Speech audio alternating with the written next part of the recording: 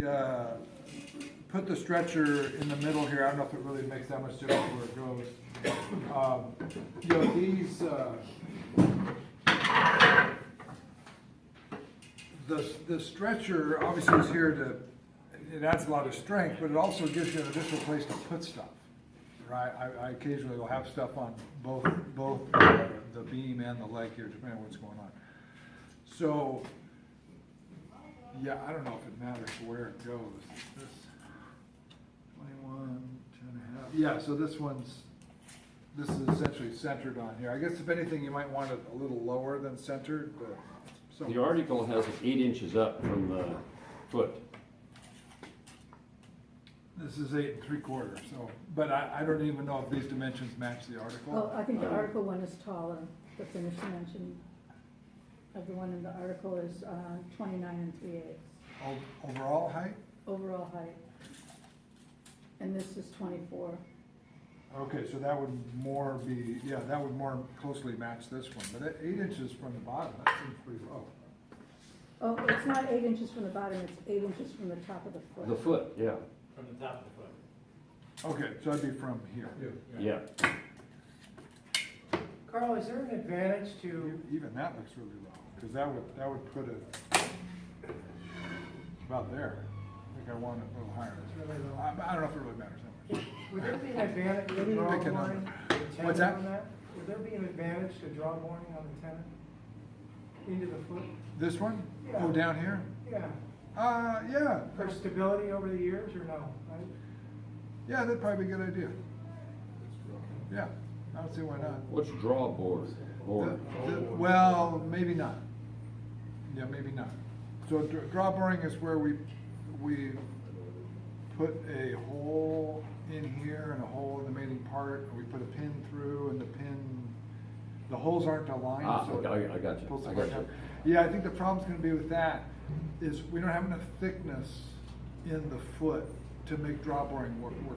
Oh, You need a fair amount of thickness on either side of the joint for that to work. like you do in the middle stretcher. Yeah, here we will, because we've got 2 3/4. we're draw boring this one, but there's, you know, at least a half an inch out here. On this, there'd only be like 3/16 or so, Oh, Okay, they don't taper theirs in the article. It looks better tapered. it looks better too. Purely aesthetic, I don't see any, well, yeah. It's lighter and safer. You can, yeah, there you go, yeah. Saving a little weight here. All right, so I'm gonna put this, I'm just eyeballing this. Are you making the short, I'm making the taller, the tall ones? okay. Would the Right. short ones be the same, Same dimension? 8 inches up from the foot? No. I'm just kind of eyeballing here. So that looks, because remember, the one part's gonna fit about like that. So I want the other one about like that. So I'm gonna come up 10 inches from where the leg, or from where the foot is. All right. So I'm just gonna mark one of these. 10 inches, and all the parts are 2 7/8 wide. So I'm going to come up to 2 7/8, They were 2 3/4. and then Ours are 2 3/4, his is 2 7/8. the bigger one's a little Oh, wider. And I'm going to make my shoulders on either edge 1/8 of an inch. So I've just marked the 2 7/8, and I'm going to come in 1/8 from either side to mark the shoulders. Are you using standard tenon, seven? Yes. Yeah, so it's a traditional tenon. Okay. All right, so I've got one of them marked. I need to transfer this information to the other 4. Oh, 2, 4, 2. 4. 4. I don't know why that confuses me so much. All right, so I'll make sure they're even at the bottom, and then just transfer the information.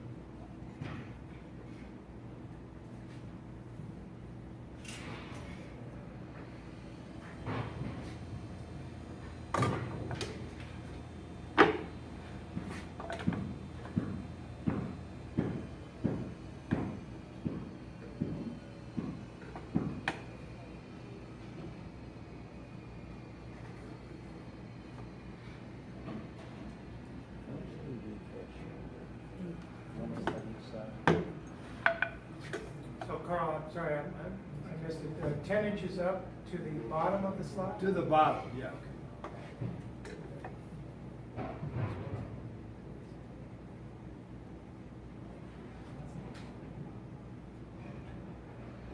Okay, so let's go out to the, this is a really great machine. This is, I mean, if I was to have one of these, you know, the 3-slot ones, there's this one, the old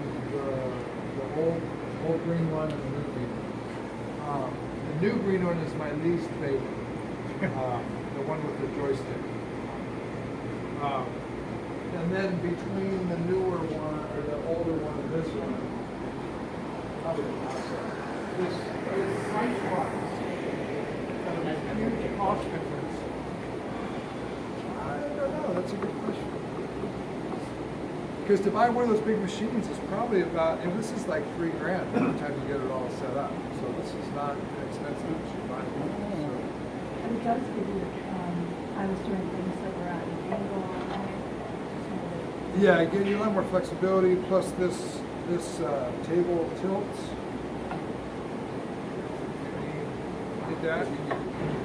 So, I mean, this is a really nice machine. And if you get the, there's a, I'm not quite sure how it all sets up, but you can set templates up over here and actually make tenants on this machine. So there's a guide to follow, and you route the outside so you leave the tenant. So it's pretty cool, but it's not cheap. Not cheap. Okay, so I want this in the middle. I mean, it doesn't have to be perfect. It's I'm not going to get the calipers out. Measure it.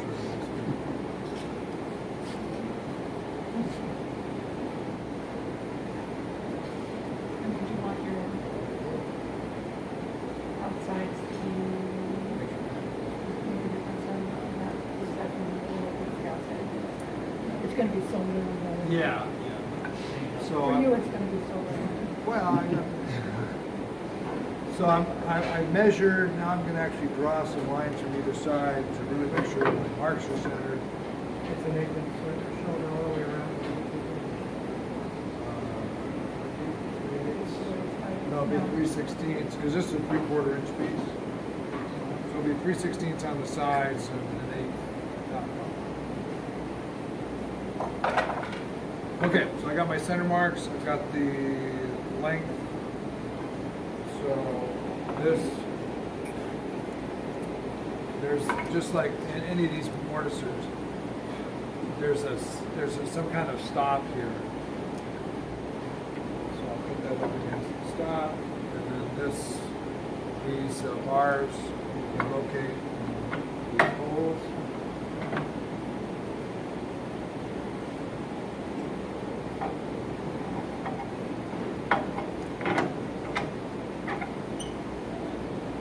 So you'll line your center mark with the center mark. What's that? You're lining your center mark with the center mark. How is the lining for? Oh, I'll align it to the bed. I don't think there is a center mark on the machine. Yeah. Oh, there is. Okay, well, I didn't mark the center mark. Okay, so what I'm going to do first is, so general operation. This is up and down. It's another thing this machine does that the other one doesn't. I can easily make a mortise to it this way. If I lock it side to side, everything's locked. Right, so it goes that way, of course, in and out, and then this is loose. Up and down. And there's one of these gas pressure thingies over here that kind of unweights that, so you're not deciding the weight of the router. So I'm going to set this up.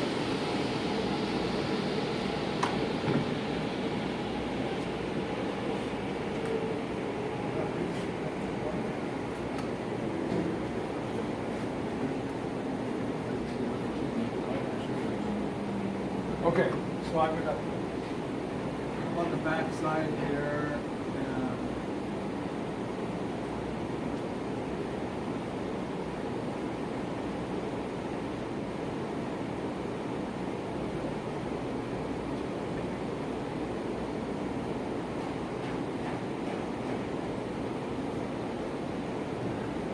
Okay, so that looks centered up and down, so I'm just locking that. It's got some stops, but I'm not using the stops, I don't really care about them. All right, and then in and out. I've got the bit up against here. I want to go through, I don't want to go, I'm just going to set the through stop like an 1/8 inch, or the depth stop an 1/8 inch thicker than my material. Maybe about 7/8. You need a backboard on that? Yeah, one thing I don't like about this machine, is it's the only thing I don't like about it, is the stops, they hit the casting. And there's not a machined spot that hits the stop, so it's just kind of random where it actually hits because the casting isn't perfectly flat. It's precise, this thing would be great, is if you could bump this up against here and then maybe put a feeler gauge or something in there, but you never quite know where it's something. Okay, so now I've got the bit, so the flutes are sideways, and I'm going to set,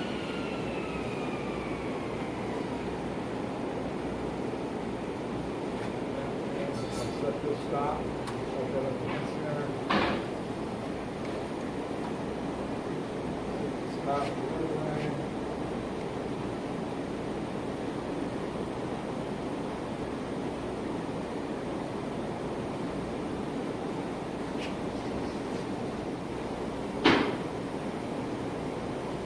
Okay. So that looks good. Got my depth. The height's locked.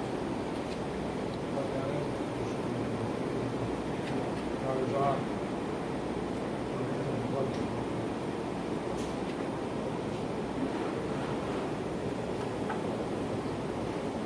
The biggest downside to this relative to the other one is obviously since it's a router, it's a lot noisier.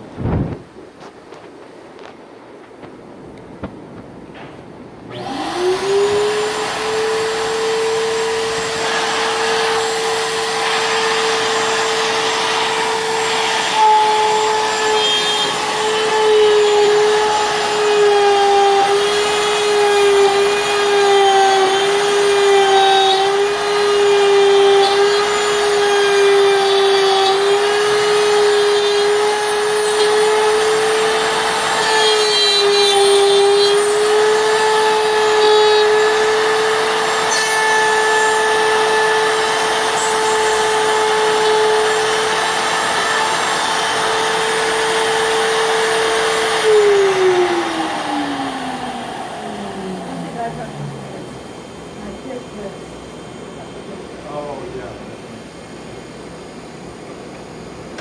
Carl, the benefit for doing it the way you did it as opposed to punching through and just working your way down, doesn't make any difference? Yeah, it doesn't seem to make that much difference. Now, notice, a couple of people asked about tear out when I break through. So what I want to make sure is when I break through, I'm in the middle. Okay, if I break through on the end, it does tear out a little bit, but it tears out, on either side of the bit this way. So as long as I'm in the middle, I'm going to cut that off. Okay, so that's how you work that. How do you make sure you got them all in the same place? So what I'm going to do now is, before I put this on, I'm going to move this all the way to one end.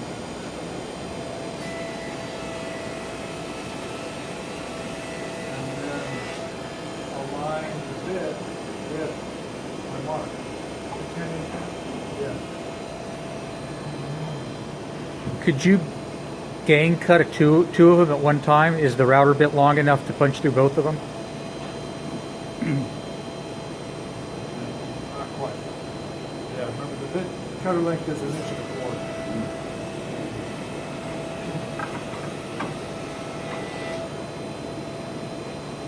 Alright, so just double check this. So that looks good, so the other end, that looks good, so I'm centered between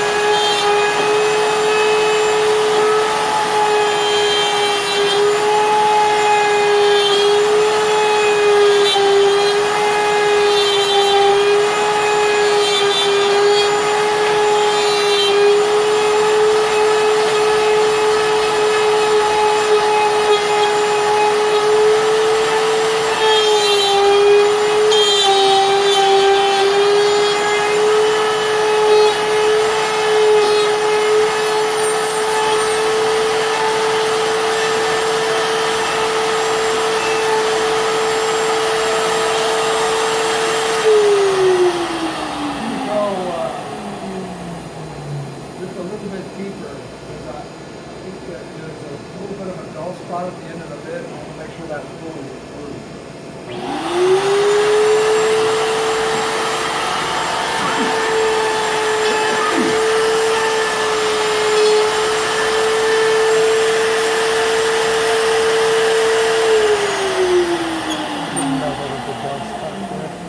I didn't know there was a bell stuck there. Okay, the other thing I did this time, I forgot to the first time. Sure.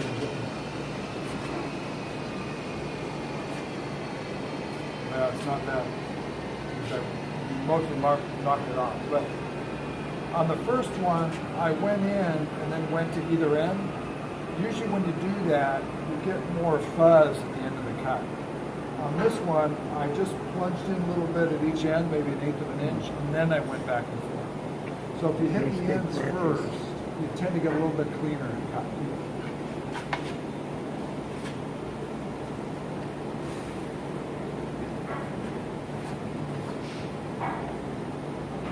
So I'm all the way at one end. Turn a bit.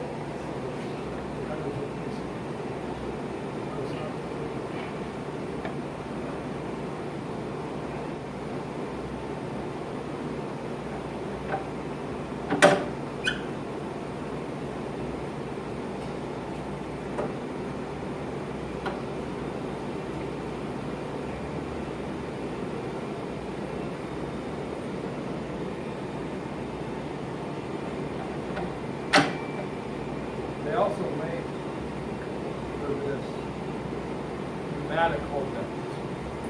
Right, there's most of these holes are just holes, but there's some threaded holes here that you would put in a different bar and then there's a pneumatic. So, for an additional like 5 minutes.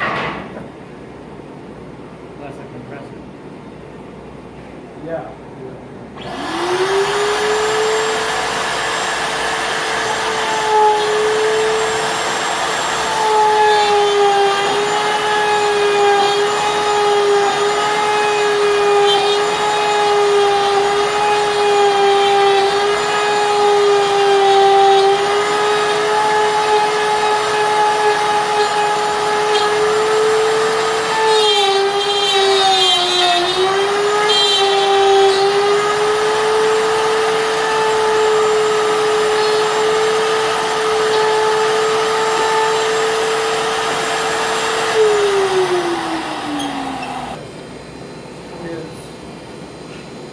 is instead of going in and over, I kind of ramp in on each cut. So I just, does that make sense? No. So as I'm, Oh, you do it both. yeah, so as I'm going across, I'm going in a little bit, and then in a little bit, and in a little bit, and it's a little hard to judge where I'm at, so I can, if I'm trying to come through it in the middle, I just kind of bounce around. So, use this. Not all the machinery is set up perfect.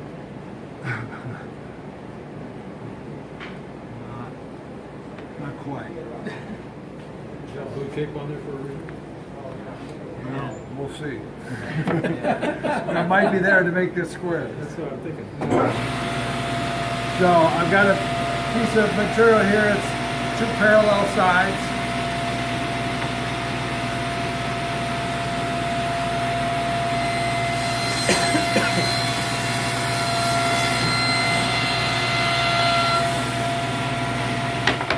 Make a cut from the other side. About halfway. Just over halfway. So I just created a rabbit on there, and that rabbit looks pretty consistent from one end to the other. So that means this sled is square. With the tape. With the tape there. Yeah, that's why the tape's there. I probably put that there, but I'm not sure. Okay, so if I was cutting at an angle, one cut would be this way, and then when I flipped it, the other cut would be the other way, and this rabbit wouldn't be consistent. So the amount that one side was different than the other would be twice the amount that this is out of square. You just add tape. Yeah, just put tape either here or here, depending on How do you know that the sides are square? because I ripped them a while ago to make sure that they were parallel. With the same sled? No, I ripped them on just with the fence. Use one. These need to be parallel. Yeah, okay, right. Okay, so my,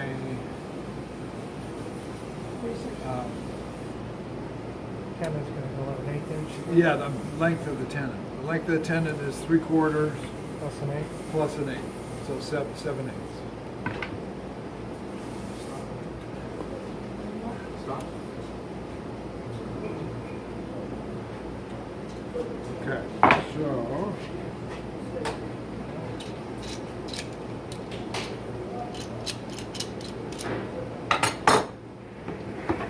So I'm gonna measure from the right side of the blade to the stop. I want that to be 7/8.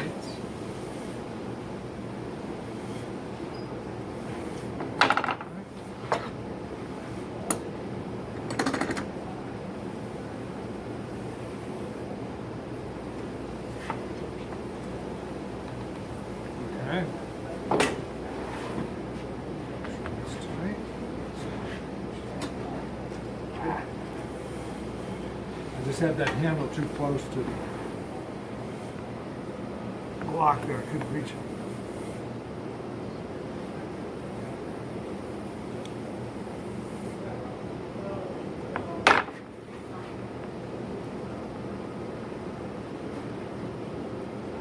Okay, so that's 7/8. Of course, the width of my tenon is, and if I was thinking, I would have made it 3/16 all around, it would have been easier. So width of my, or thickness of my tenon is 3/8. So I'm just gonna kind of roughly mark that on here.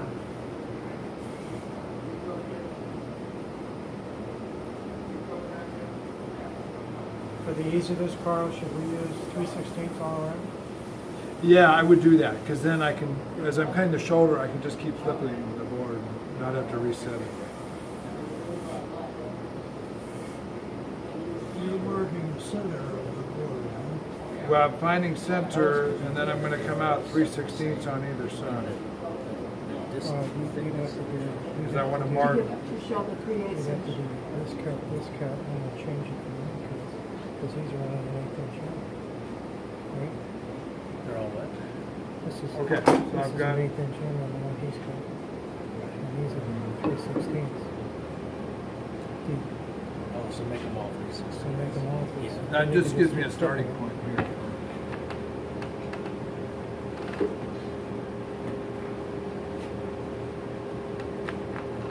Now, one thing you gotta watch for, and this sled is an example of it.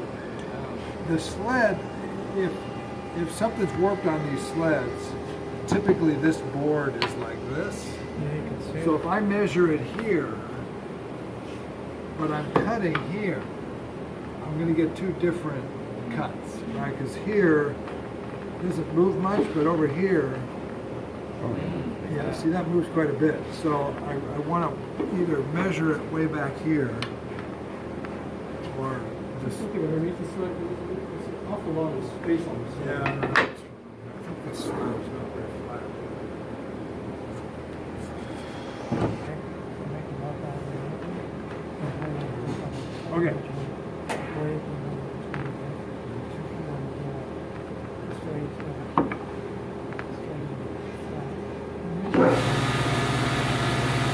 All right, so I'm just gonna cut the end right now.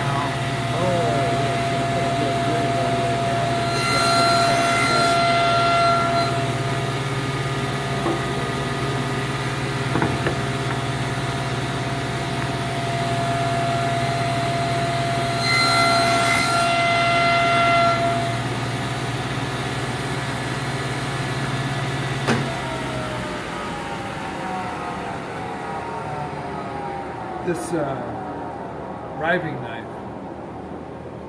is really, really starting to piss me off. I have ground that thing down 3 times and I'm still hitting it. I don't know what the deal is with